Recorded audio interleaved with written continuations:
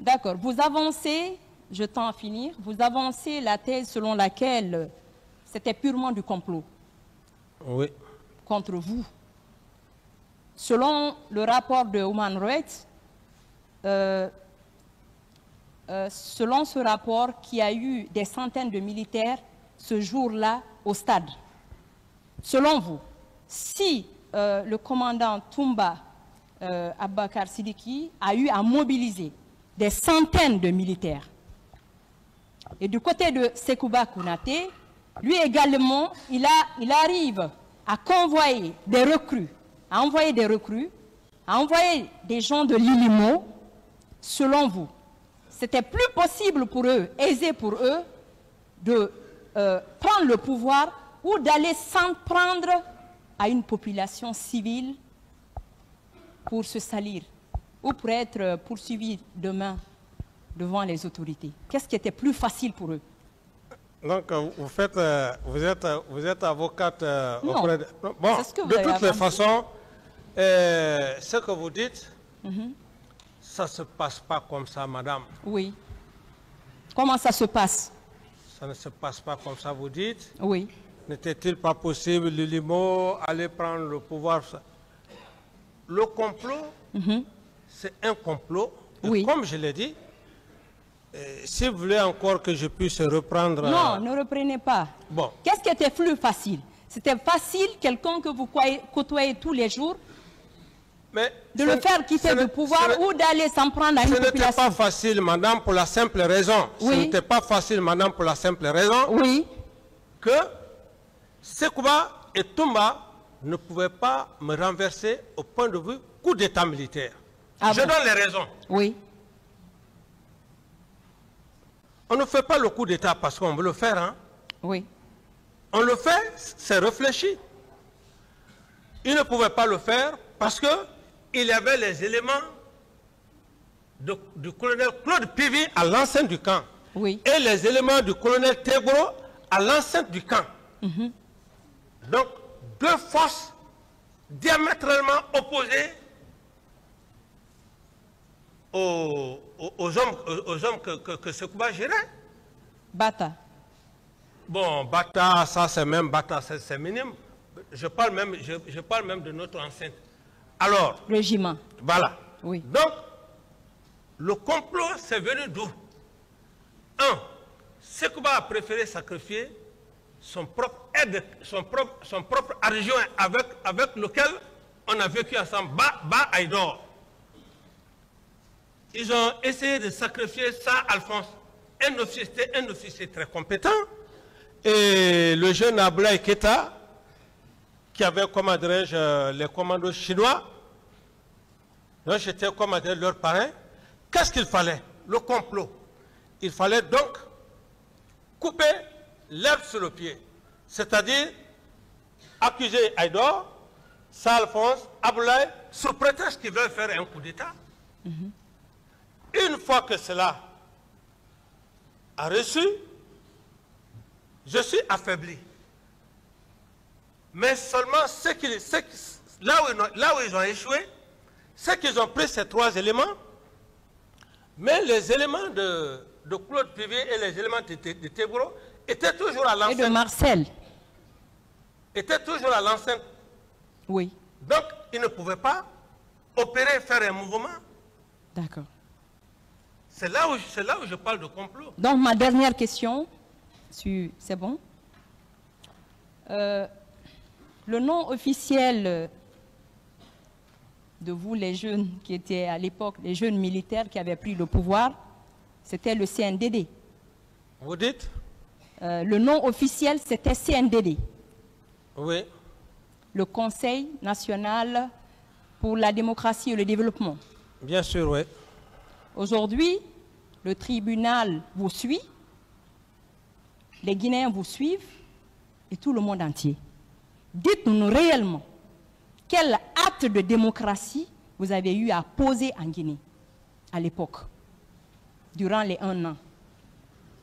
Bon, par rapport à votre question, ce n'est pas que les Guinéens me suivent. Plaçons les choses dans le cadre. C'est le tribunal criminel qui me suit, madame, s'il vous plaît. Ce n'est pas le peuple de Guinée qui me suit, c'est le tribunal. Donc, soyons très précis. Oui. Il ne faut pas qu'on essaye d'extrapoler. Voilà. Ok. D'extrapoler les thèses. Ok. Alors, lorsque vous parlez quel genre de démocratie? Oui. Des actes concrets. Des actes concrets, quand la prise du pouvoir, madame, qui a eu le courage de faire appel à tous les leaders politiques? N'était-il pas M. Camara, Moussa Dadis? Ça, c'est le premier élément. C'est le premier élément. Oui. Ça veut dire que c'est d'abord l'idée de la démocratie. Ouais. Et quand ils sont venus, ces leaders politiques, ce n'est pas au palais, au palais du peuple que j'ai fait passer tous les leaders politiques. Oui. Que chacun donnait son point de vue. Pour quelqu'un qui n'aime pas la démocratie, il va faire appel à des leaders politiques. Alors, il ne serait-ce que ça, la volonté de faire appel à ces leaders politiques. Et je ne l'ai pas fait comme en cachette. Chacun doit passer au palais. Ils ont donné des points de vue. Et on a évolué, on a commencé à travailler ensemble. Sauf à un certain moment donné, dans ce même lot, certains avaient d'autres objectifs différents des autres. Il fallait éliminer d'autres au détriment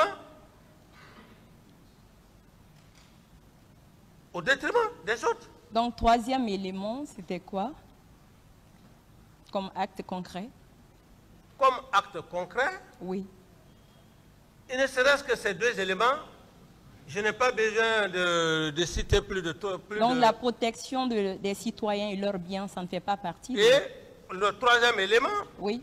Vous le savez bien, madame, même si parce que nous ne sommes pas sur la planète Mars, vous avez vu pendant les 11 mois que j'ai eu à faire, oui. Les 11 mois, comparativement aux 10 ans que vous avez eu à passer ici, oui. vous pouvez vous faire la différence. La différence, il ne serait-ce que les actes que j'ai eu à poser. C'est l'occasion maintenant de dire, devant le peuple de Guinée et devant monsieur le président du tribunal, que si nous voulions parler de démocratie, j'ai œuvré à cette démocratie. Voilà. Malheureusement. Malheureusement, les hommes avides de pouvoir, que les Guinéens ne veulent pas, que les Guinéens ont peur de le dire pendant plus de 10 ans, oui. Ne veulent pas, ils sont dans les salons en train de manger. Malheureusement, M. Alpha Condé, je le dis et je réitère, en a transformé autrement. C'est moi qui ai évoqué malheureusement, vous me laissez... Oui, malheureusement, vous devez laisser l'accusé parler seul. Alors, si malheureusement, vous lui prêtez des termes, voilà, ça va. Il en a profité l'occasion. Il en a profité l'occasion pour changer les donnes de cette démocratie. Les donnes de cette démocratie. D'autres questions, s'il vous plaît. Okay, malheureusement. Bon. D'autres questions, madame, pas de commentaires. Posez d'autres questions. Est-ce qu'à l'époque, les Guinéens n'ont pas été vus sur la chaîne nationale et internationale en train de pleurer, en train de crier leur peine? Des questions en rapport avec les faits, s'il vous plaît. Je continue.